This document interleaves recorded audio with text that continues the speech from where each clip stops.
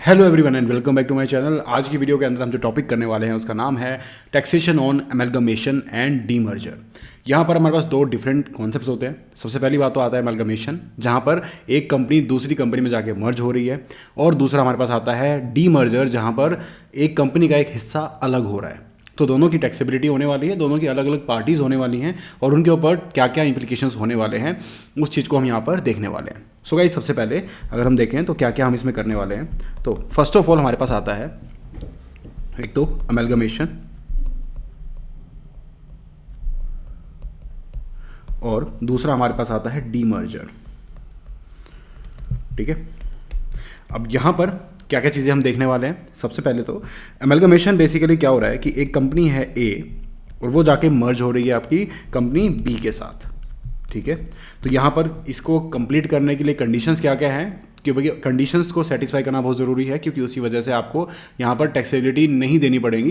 क्या क्या तरीके से वो होने वाला है उसको हम डिस्कस करेंगे। तो सबसे पहले अमेलगमेशन कब माना जाएगा इस प्रोविजंस के अकॉर्डिंग, तो वो है हमारे पास कि अगर मान लो जितनी भी एसेट्स हैं वो यहाँ पर ट्रांसफ़र हो रही हैं, एसेट्स बन रही हैं दूसरी कंपनी की, यानी कि ए की एसेट्स बी में जाके मर्ज हो रही है। ठीक है, जितनी भी लाइबिलिटीज़ हैं वो लाइबिलिटीज़ जाकर मर्ज हो रही हैं बी की लाइबिलिटीज़ में, और जो ए के शेयर होल्डर्स हैं, ठीक है ध्यान से सुनना, जो ए के शेयर होल्डर्स हैं उसमें से at least 75% of the shareholders, 75% of the shareholders become the shareholders of the amalgamated company। तो यहाँ पर दो पार्टीज यहाँ पर आ गई हैं हमारे पास। सबसे पहले तो आया एक तो ये तो है अमेलगमेटिंग कंपनी,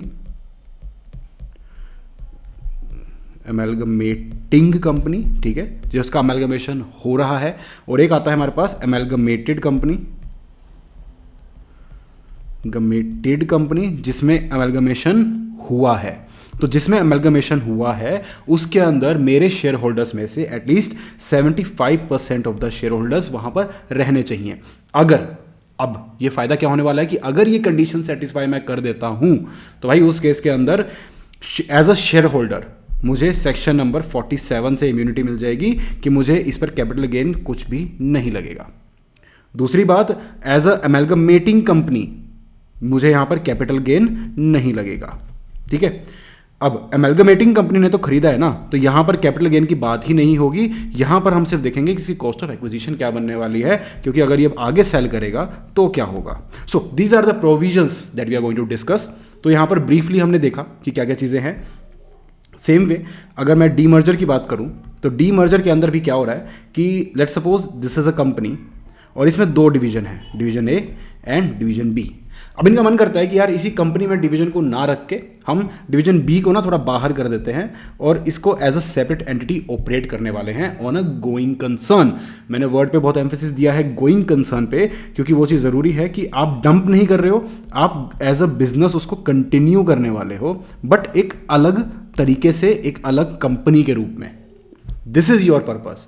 अगर आप सोच रहे हो कि यार मैं उसको बंद करके डीमर्जर दिखा दूंगा तो टैक्सेबिलिटी आ जाएगी, उसको सेल मान लिया जाएगा। बट अगर आप गोइंग कंसर्न पे उसको सेल कर रहे हो, आपकी जितनी भी एसेट हैं वो उसकी एसेट बन रही है, आपकी लाइबिलिटीज उसकी लाइबिलिटीज बन रही हैं, और that too on book value. Revaluation यहां पर नहीं माना जाएगा, वरना आप एक रिवैल्यूएशन करने का तरीका बना लोगे कि आपको एसेट्स की वैल्यू बढ़ानी है, अपना आपको रिकम्प्यूट करना है, और उस केस में आप डीमर्जर दिखा रहे हो, तो रिवैल्यूएशन नहीं होगा, बुक वैल्यू पर यहाँ पर चीज़ें ट्रांसफर होने वाली हैं। तो इन बातों को यहाँ पर बहुत अच्छे से ध्यान में रखना है। देयर इज अ रीज़न कि यहाँ पर एक एक चीज़ों को यहाँ पर इस तरीके से लिखा गया है। तो भाई ये हमने दो कंडीशंस देख ली। अमेलगमेशन के लिए आपको ये तीन कंडीशन सेटिस्फाई करनी है, asset will become assets, liability will become liability and 75%।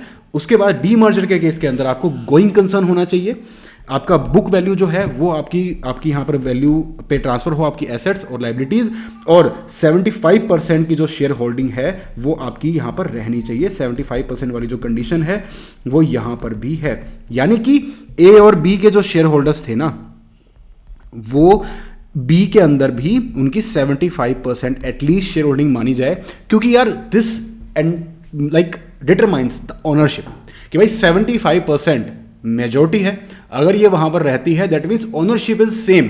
आपकी ओनरशिप चेंज नहीं हो रही है, आप उसको एक अलग तरीके से सेल बनाने की कोशिश नहीं कर रहे हो। सेम वे ये अप्लाई होता है अमेलगमेशन के केस के अंदर, और सेम चीज अप्लाई होती है डी मर्जर के केस के अंदर कि ओनरशिप रिमेन्स इंटैक्ट।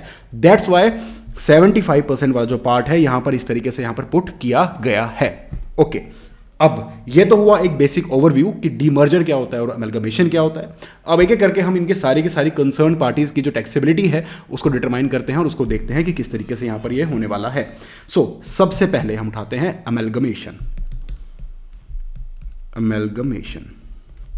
अब अमेलगमेशन के अंदर ना 3 पार्टीज हमारे पास आती है। सबसे पहली आ गई हमारे पास शेयर होल्डर, जो कि सेंटर पॉइंट है हर चीज का, ठीक है।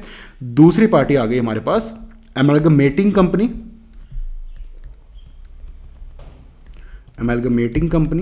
और थर्ड पार्टी हमारे पास आ गई अमेलगमेटेड कंपनी।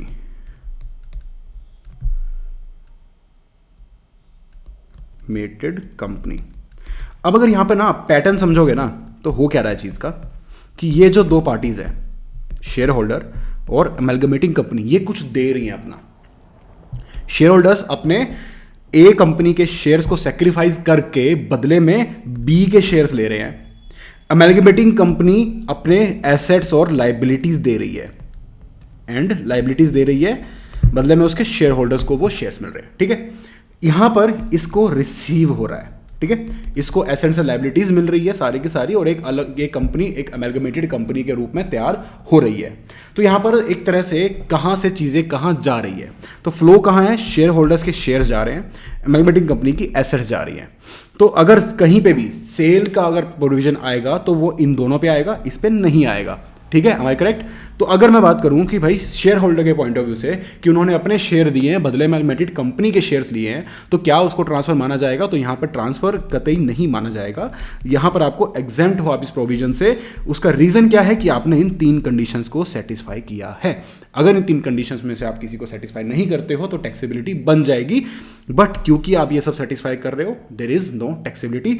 सेक्शन 47 आपको यहां पर बचा लेगा फ्रॉम कैपिटल गेन, आपने देखा होगा उसके अंदर section number 47 will save you, ठीक है।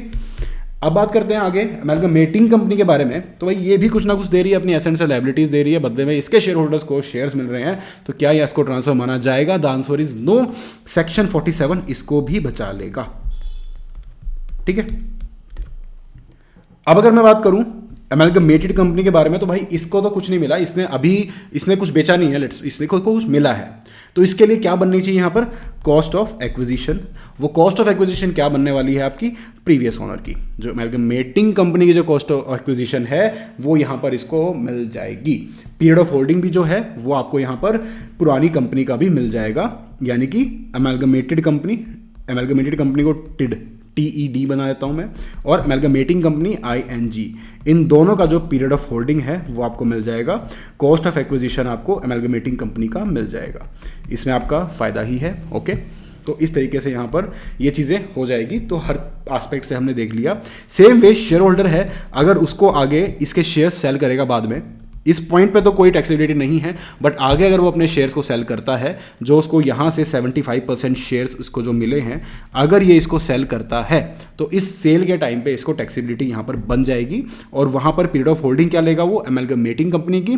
कॉस्ट ऑफ एक्विजिशन इसके हाथ में क्या होने वाली है कि भाई अमेलगमेटिंग कंपनी के जो कॉस्ट ऑफ एक्विजिशन होगी वो इसको एज इट इज़ मिल जाएगी। इस कंपनी की जो कॉस्ट ऑफ एक्विजिशन होगी अमेलगमेटिंग कंपनी की, ये इसको यहाँ पर मिल जाएगी, ठीक है।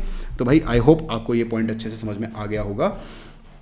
अगेन मैं आपको थोड़ा सा शॉर्ट में बता देता हूं कि भाई शेयर होल्डर के हाथ में सबसे पहले नो टैक्सेबिलिटी, नो टैक्स, किसकी वजह से? सेक्शन नंबर 47 की वजह से, सेक्शन नंबर 47 की वजह से। अब अगर इसने फ्यूचर में सेल किया तो उस केस के अंदर जी हाँ टैक्सेबिलिटी आ जाएगी। और पीरियड ऑफ होल्डिंग क्या लेंगे? अमेलगमेटिंग ING, अमेलगमेटिंग कंपनी वाला पीरियड ऑफ होल्डिंग, और कॉस्ट ऑफ एक्विजिशन भी अमेलगमेटिंग कंपनी वाला ही लेकर यहां पर चलेंगे, ठीक है। दूसरा पॉइंट आ गया अमेलगमेटिंग कंपनी ING की बात कर रहे हैं हम, जिसको हमने ए भी लेके चले थे। तो भाई उस केस में भी सेक्शन नंबर 47 ने इसको बचा लिया और नो टैक्स इज एप्लीकेबल। आगे बात करते हैं। उसके बाद ये तो खत्म हो गई, ठीक है। बेच पाएगा तो देखो शेयर होल्डर ही बेच पाएगा। अमेलगमेटिंग कंपनी तो एक बार अमेलगमेट होने के बाद खत्म हो चुकी है, उसकी एग्जिस्टेंस ही नहीं है, ठीक है। उसके बाद आपके पास दो पार्टी बचने वाली है, इसको हटा दो, यहाँ से डिलीट कर दो। उसके बाद दो पार्टी बचेगी, फिर बचती है हमारे पास अमेलगमेटेड कंपनी, यानी कि बी, ठीक है। इसको बी ही लिख देता हूं मैं। अब ये जब आगे सेल करेगी तो सेम वे इसको भी एज इट इज यही आपको कॉस्ट ऑफ एक्विजिशन और वही सब कुछ यहां पर मिल जाएगा। सो गाइज आई होप ये आपको समझ में आ गया। अमेलगमेशन का पॉइंट हमने कवर कर लिया है। अब बात करते हैं हम डीमर्जर की। डीमर्जर के अंदर क्या होता है कि भाई आपके पास जो एसेट्स हैं, ठीक है, अब डीमर्जर जब हो रहा है तो यहां पर एक तो है ए और एक बी, ये दो आपकी डिविजन्स हैं एक ही कंपनी की, ठीक है। अब इनको डीमर्ज किया जा रहा है, तो जब डीमर्ज कर रहे हैं तो बी को निकाल के हम आगे अलग से रख देंगे और एक बी नाम से अलग कंपनी बनेगी, जिसको हम क्या बोलेंगे, रिजल्टेंट कंपनी, रिजल्टेंट कंपनी, ठीक है। और ये जो कंपनी है पूरी की पूरी जिसका डीमर्जर हुआ है, इसको हम क्या बोलेंगे, डीमर्ज्ड कंपनी, डीमर्ज्ड कंपनी। और इस कंपनी में कौन होंगे, शेयर होल्डर्स, ठीक है। अब हमारे पास आ गई तीन पार्टीज, इन्हीं को हम डील करने वाले हैं, 1, 2 एंड 3, ठीक है। अब यहां पर क्या हो रहा है, सबसे पहली बात तो अगर मैं शेयर होल्डर्स की बात करूं तो भाई ये आपको पहली बात तो ये जो कंडीशंस हैं जो हमने यहां लिखी थी, यहां देखी थी, यही सेम कंडीशन, ये सारी की सारी कंडीशंस आपको यहां पर सेटिस्फाई करनी होगी। अगर कर देते हो तो आपको ये प्रोविजन मिल जाएगा और आपके जो शेयर होल्डर्स हैं, अगर जो जिनको 75% मिनिमम शेयर होल्डिंग वहाँ पर मिली है, उनके पास सेक्शन नंबर 47 के according there will be no taxability, ठीक है। डीमर्ज्ड कंपनी है, ये अपने एसेट दे रही हैं, इस केस के अंदर भी there will be no taxability, ठीक है। रिजल्टेंट कंपनी है, इसकी टैक्सेबिलिटी का कोई सवाल ही नहीं पैदा होता, इसको मिलेगी कॉस्ट ऑफ एक्विजिशन, और कॉस्ट ऑफ एक्विजिशन जो मिलेगी वो मिलेगी आपको डीमर्ज्ड कंपनी की, ठीक है। जो उनके लिए कॉस्ट ऑफ एक्विजिशन थी वही इसके लिए कॉस्ट ऑफ एक्विजिशन हो जाएगी, पीरियड ऑफ होल्डिंग भी उसको मिल जाएगा, ठीक है। तो ये तो हो गया यहां पर बात। अब चलो हम बात करते हैं कि देखो एग्जिस्ट डीमर्ज्ड कंपनी भी करती है और exist section number share holders भी करते हैं। इस केस में क्या हो रहा था कि जब अमेलगमेशन हो रहा था तो अमेलगमेटिंग कंपनी गायब हो रही थी, ठीक है। तो अब यहां पर किस तरीके से होने वाला है कि अब शेयर होल्डर्स के जो शेयर थे ना वो ए और बी में थे टोटल मिला के, रिजल्टिंग उसका पार्ट बना है बी के अंदर। तो यहां पर देखो थोड़ी सी कॉस्ट ऑफ एक्विजिशन में कॉम्प्लिकेशन तो आएगी कि आपका ए प्लस बी था, उसमें से बी की अलग से ट्रीटमेंट शुरू हो गया, यानी कि ए के शेयर अलग रह गए, बी के शेयर्स अलग रह गए। तो इसको अलग कैसे करेंगे, सिंपल सा एक कॉन्सेप्ट है, प्रोपोर्शनेट कर दो। प्रोपोर्शनेट कैसे करेंगे, सबसे पहले तो ए और बी की निकालो आप नेटवर्थ, ठीक है, इसकी निकालो नेटवर्थ। नेटवर्थ आपको पता है एसेट्स माइनस लायबिलिटी, उसमें paid up share capital reserves आपके इंक्लूड होते हैं, ठीक है। उसके बाद देखो कि भाई बी को यहां से नेट आपकी बुक वैल्यू कितनी मिली है एसेट्स की, यानी कि एसेट माइनस लायबिलिटी। और साथ में देखो कि ये जो शेयर होल्डर्स हैं, इन शेयर होल्डर्स के इसमें शेयर्स कितने थे। तो आपके पास आ गई ये तीन चीज़ें। अब कैलकुलेशन कैसे होने वाली है कि भाई जितना आपका शेयर होल्डिंग थी शेयर्स इनटू में आपको कितना पार्ट उसमें से मिला as a demerged as a resultant company, assets minus liability, और टोटल कितने में से मिला, यानी कि इस नेटवर्थ में से। तो ये जो कंप्यूटेशन आपके पास आएगी, this will be your cost of acquisition, जो आप फर्दर जो आप सेल करोगे उसको, कभी अभी टैक्सेबिलिटी नहीं हो रही है बट जब आप उसको बाद में सेल करोगे तो टैक्स जरूर लगेगा, तो आपकी ये कॉस्ट ऑफ एक्विजिशन बनने वाली है और इसको आप यूज करने वाले हो, ठीक है। पीरियड ऑफ होल्डिंग जो होगी वो आपकी डीमर्ज्ड कंपनी की कंसीडर की जाएगी, पुरानी कंपनी का जो पीरियड ऑफ होल्डिंग होगी वहां से उसको कंसीडर करते हुए चलने वाले हैं हम, ठीक है।